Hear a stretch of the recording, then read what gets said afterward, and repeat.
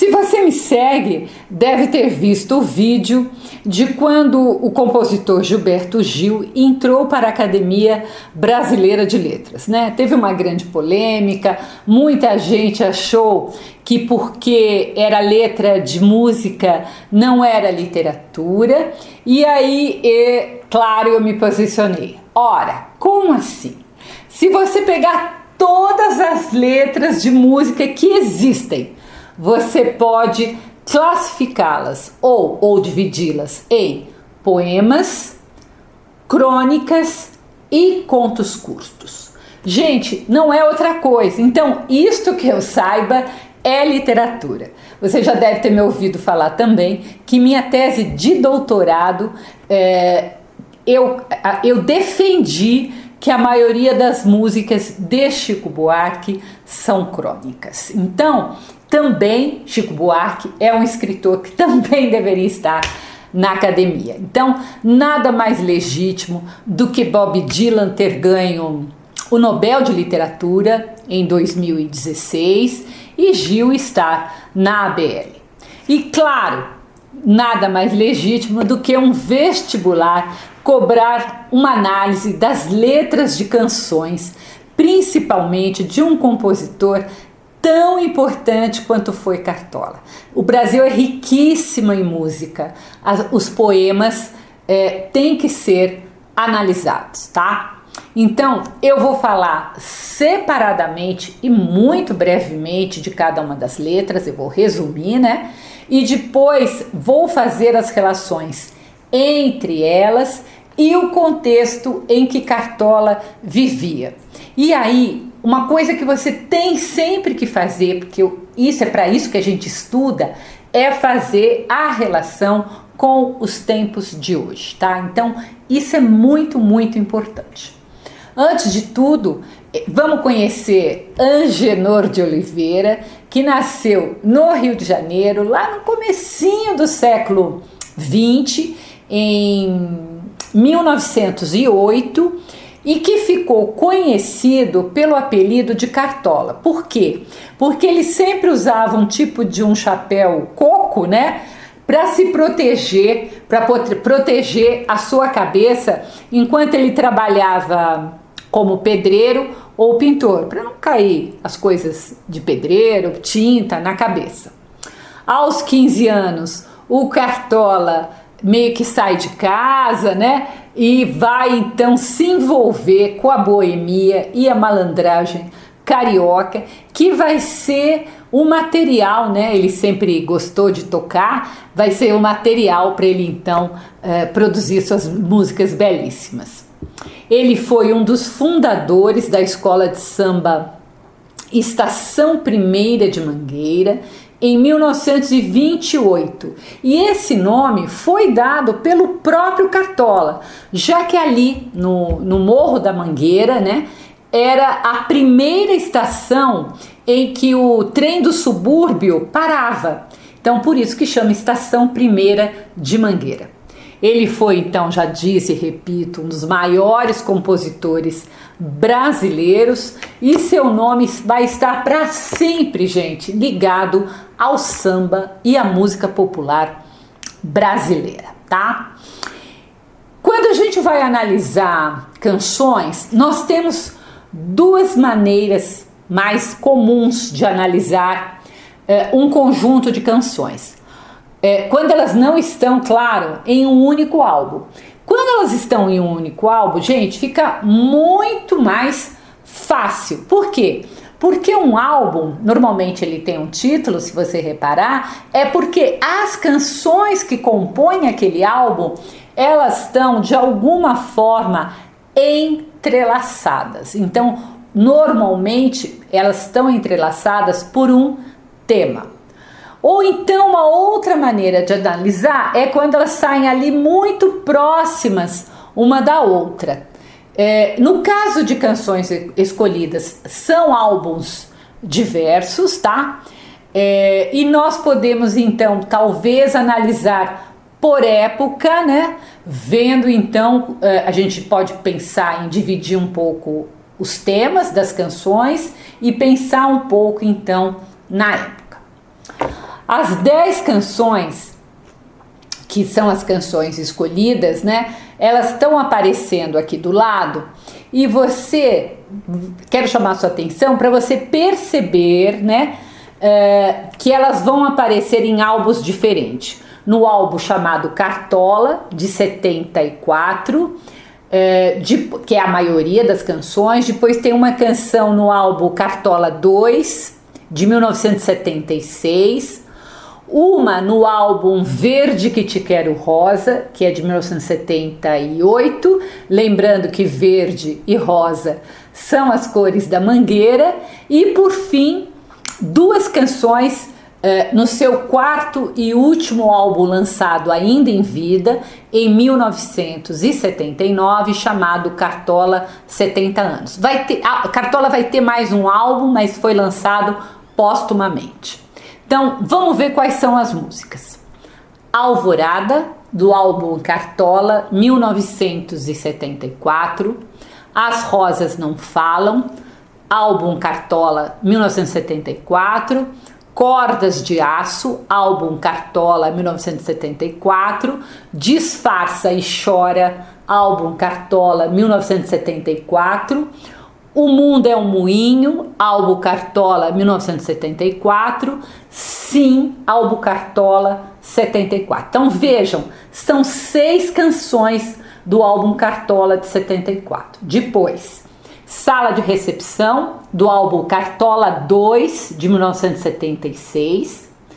Que é Feito de Você, álbum Verde que Te Quero Rosa, de 78. Depois, O Inverno do Meu Tempo, álbum Cartola 70 anos. E Silêncio de um Cipreste, também álbum Cartola 70 anos, que é de 1979, tá? Então, essas são as canções e esses são os álbuns. Agora, já chama a sua atenção para você perceber que todas, então, essas canções, elas apareceram na década de 70, plena ditadura militar no Brasil. Entretanto, elas não trazem músicas, não são músicas engajadas contra a ditadura, como eram as músicas do Chico Buarque, do Caetano e de tantos outros compositores daquela época. Então isso já é uma coisa para você guardar.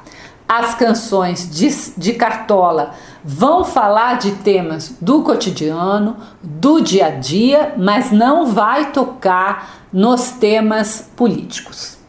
Então agora nós vamos ver canção a canção, um pequeno resumo, seguindo a ordem dos álbuns, como eles apareceram e quais, claro, então são os temas dessas canções. Alvorada tem como tema a vida no morro, né, no Morro da Mangueira, claro, né, onde ele mora, né, e não há no morro, na visão dele, tristeza.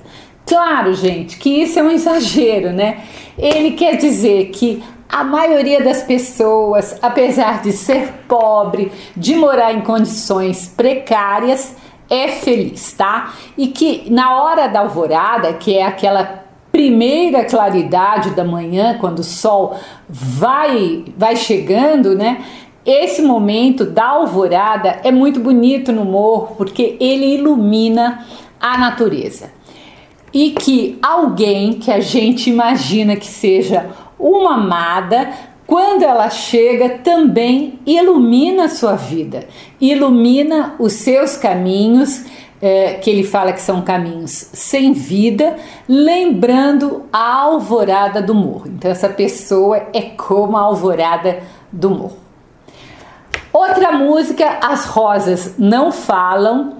A letra, então, fala de um amor não correspondido e ele vai ao jardim se queixar às rosas. Mas ele percebe que isso é uma grande bobagem, porque as rosas não falam. As rosas só exalam o perfume que elas roubaram da sua amada. Ele está com esperança, porque ele diz que o verão está acabando, Claro, gente, sempre a gente acha que tudo pode melhorar, né, com o novo ano, com a chegada de uma nova estação. Então, por isso, ele vai ao jardim. Ele ainda insiste que ela devia ir até o jardim, devia ir até ele, para ver como seus olhos estavam tristonhos e quem sabe então, né, ela ficava ali com pena e sonhava os mesmos sonhos que ele, ou seja, eles ficariam então juntos. Esse, gente, um dos maiores sucessos, ou talvez o maior sucesso de Cartola. Outra música, Cordas de Aço, é quase uma homenagem ao violão, que é o seu companheiro de todas as horas e que só o violão compreende porque que ele perdeu toda a alegria ali, né? Então a gente imagina, mas não tem muita certeza de que ele perdeu a alegria por causa de uma mulher. Não é uma mulher qualquer, porque ele diz, entre aspas, aquela mulher, ou seja, né, ele está falando de uma mulher específica. E talvez para se conformar, né, ou mesmo para mostrar que não está se importando, né, com esta mulher, ele ainda diz que ele adivinha que ela está esperando por ele e seu violão. Isso é muito comum, né? A gente vê bastante isso, a pessoa ali que levou um fora tentando minimizar. Outra canção, Disfarça e Chora, é quase uma ordem que ele faz a uma mulher, que ele chama essa mulher de senhora. Então, gente, por este tratamento, senhora, isso já demonstra uma certa distância, uma falta de familiaridade. Ele fala que essa mulher, ela tem que disfarçar e chorar, né? Porque a pessoa que ela queria foi embora, mas ele diz também que esse choro dela é inútil, pois só vai molhar o deserto. Como ele também diz que gostar de longe não dá certo, nós podemos imaginar que essa mulher, essa senhora distante, né, não se aproximou de alguém e quando ela quis se aproximar já era muito tarde, né? Esse alguém pode ser o poeta, mas pode ser qualquer outro homem. Outra canção, O Mundo é um Moinho. Mais uma vez, o compositor, não, o eu ali da música, conversa com uma mulher que está de partida. Nós sabemos que essa mulher é jovem porque ele diz que ela mal começou a conhecer a vida. Ele a chama de querida várias vezes, então pode ser uma amante, pode ser uma filha, uma sobrinha, a gente não sabe, tá? Não dá para ter essa certeza. Apesar dessa moça estar resolvida a partir, ele tenta fazê-la mudar de ideia, né? Dizendo que ela tem de saber que a vida é como um moinho que tritura os sonhos e reduz as ilusões a pó. Acho lindo isso, né? E é quando quando ela perceber, o tempo vai ter passado, né? E ela vai estar à beira de um abismo, mas será um abismo que ela própria terá cavado com os próprios pés, justamente por quê? Porque ela tinha ido embora. Gente, essa canção também junto com as Rosas, eu acho que são os dois maiores sucessos do compositor, se eu não estiver enganada. Por fim, a canção que chama-se apenas Sim, ele acredita que sim, que deve haver perdão para ele, que fez promessas para ter uma companheira, mas como ele não foi feliz com essa companheira, mesmo tendo conseguido um grande amor, ele não estava feliz, ele levantou os braços com raiva para os céus e blasfemou. Ele admite que ele errou, mas ele diz que foi só essa vez que ele errou e que tem sim de haver perdão para ele. Ele não pode continuar passando tantos dissabores na vida e ter todos contra ele. Então é interessante também, sim. Aí nós vamos para outra música chamada Sala de Recepção. Sala de Recepção fala da sua Mangueira querida e também, claro, do morro de Mangueira, onde mora. Ele diz gente simples e pobre, mas que canta, tem a lua prateada e não deseja mais nada. Que ali é um lugar tão feliz, né? Que ali no Morro da Mangueira, que ali até se abraça inimigo. Então não tem nem essa coisa de inimigo. Diz ainda que ele tem que as pessoas ali têm orgulho de serem os primeiros campeões e que as outras escolas de samba, claro, invejam ali o povo da Mangueira. Outra canção, Que é Feito de Você.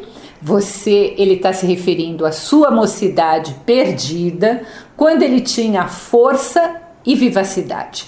Ele não sabe onde foram parar os seus versos e o seu violão, que foram trocados por um simples bastão. Mas ele não explica o que é esse bastão. Pode ser até um bastão da pessoa se apoiar, a gente não sabe. Diz que ele está velho, parece um esqueleto humano, que anda cambaleando, tem os pés inchados e não tem nenhum amigo junto com ele e nem a compaixão de ninguém. Então ele está numa situação bem ruim. Outra canção, chamada O Inverno do Meu Tempo, faz uma referência a um amor perdido, a um tempo que passou e que se tornaram sonhos do passado. E apesar deles terem sofrido, ele e a mulher, né, no caminho, claro, né, no caminho desse amor, ele lembra que tanto ele como ela hoje têm paz. Ele já não tem mais saudade desse amor tão grande que passou e está feliz. Então, o inverno é justamente esse tempo da maturidade, quando a gente olha para trás, se lembra de um amor tão grande, tão doído, né? E a gente olha para trás para esse amor sem qualquer mágoa. Amor que também não será esquecido jamais. Está lá no lugar dele no passado. Por fim, Silêncio de um Cipreste. Ele está se referindo a si próprio, diz que todo mundo tem o direito de viver cantando, que era o que ele fazia, né, o Cartola, e que seu único defeito é viver pensando naquilo que ele não realizou. E, claro, é difícil ainda de realizar. E que se ele tivesse ali de mudar alguma coisa, ele mudaria o seu jeito de pensar. Porque ele afirma que o pensamento é uma folha desprendida de um galho que o vento leva. E é isto o silêncio, então, do cipreste. Vamos à análise. Então, a gente percebe que na maioria do cancioneiro brasileiro, isso não era uma exclusividade do Cartola, essas 10 canções também trazem o tema do amor perdido ou não correspondido. Gente, esse tema é o tema mais comum, acho que em qualquer lugar do mundo. Eu que estudei muito canção para o doutorado, é impressionante, tá? Bem, o compositor fala desse amor não correspondido ou dessa mulher de várias formas, às vezes com tristeza, chorando as rosas, às vezes com esperança de uma volta, ou com raiva, dizendo que o choro dela é como chorar no deserto, ou até mesmo se vangloriando, minimizando a sua dor, achando ou tentando adivinhar que ela está esperando por ele e seu violão. Então são as várias maneiras como a gente responde a um amor não correspondido. O sambista que mora no morro, claro que em algumas canções também vai falar do morro, da gente simples e pobre, da sua escola do coração, a Mangueira. Em nenhum momento ele vai se lastimar desta pobreza, pelo contrário, ele quer mostrar que, apesar da pobreza, as pessoas do morro são muito felizes, né? Os mangueirenses ali têm uma lua prateada para olhar e uma música maravilhosa para acompanhá-los na vida, né? E além de tudo ainda tem a alvorada. Ele não vai falar de pessoas ricas, de outras classes, porque essa não era a realidade do compositor. Há também em algumas letras uma nostalgia daquilo que passou, como a sua mocidade, um amor do passado, ou ainda aquilo que era um sonho, mas que ele não conseguiu realizar, né? Nostalgia é sempre a saudade do que não temos mais ou não chegou às vezes nem a acontecer. A linguagem das canções é uma linguagem simples, fácil de cantar e que todo mundo entende, o que é fundamental para uma canção popular, porque se for muito complicada, ninguém vai cantar junto, ninguém vai decorar. E seus temas, como vimos antes, são temas comuns do cotidiano da maioria das pessoas. Quem nunca sofreu por um amor não correspondido nessa vida, né? Depois de uma certa idade, tá? Qual idoso não tem saudade da sua mocidade? Qual integrante de uma escola de samba que não tem amor e não reverencia a sua escola? Então ele vai pegar tudo isso que é tão comum, principalmente para ali o Rio de Janeiro, e vai colocar nas suas canções. Uma das marcas de Cartola é o uso de metáforas. O melhor exemplo é quando ele diz que o mundo é um moinho. Claro, nós sabemos que o mundo não é literalmente um moinho. O que ele está dizendo? Ele está dizendo em sentido figurado, ou seja, está usando uma metáfora. E ele praticamente explica essa metáfora, né, ao dizer que o moinho vai triturar seus sonhos e reduzir a pó suas ilusões. Se você já viu um moinho, você sabe que o moinho faz essas coisas, né? Ele tritura, ele mói, mas ele nunca faz isso com coisas abstratas como sonhos e ilusões. Então essa é uma marca importante do poeta. As 10 letras das canções escolhidas são 10 poemas escritos em primeira pessoa. Sempre que isso acontece, há a presença do que nós chamamos do eu lírico. O que é o eu lírico? É como o narrador em primeira pessoa que nós encontramos nos textos em prosa, como contos e romances, né? Então, da mesma forma que o narrador de um romance, mesmo sendo em primeira pessoa, não é o autor, né? Ele é diferente do autor. O eu lírico também não pode ser confundido com o compositor ou com o poeta. Então, ele funciona como narrador em primeira pessoa do romance. Não basta você apenas ler as letras das canções, você também tem de escutar a música, porque a melodia ela sempre acompanha a letra e reforça a imagem. Então, você vai começar a perceber que pode ser uma melodia mais alegre, mais triste, mais rápida, mais lenta, né? E isso lhe permite sentir melhor o que o compositor está querendo lhe passar, a mensagem, então, daquela canção. Eu recomendo fortemente que você não deixe de ouvir as músicas várias e várias vezes, põe ali no fone de ouvido, vai fazer outra coisa, fica ouvindo, depois retomar esse vídeo e também reveja esse vídeo perto da prova, né, para ir com todas as informações bem fresquinhas, né? Acho que é isso, você tem tudo para gabaritar, é fácil, não é difícil pensar nas canções. Se você quiser conhecer minhas crônicas, eu as publico todas as terças-feiras no meu site www.miriambevilacqua.com.br.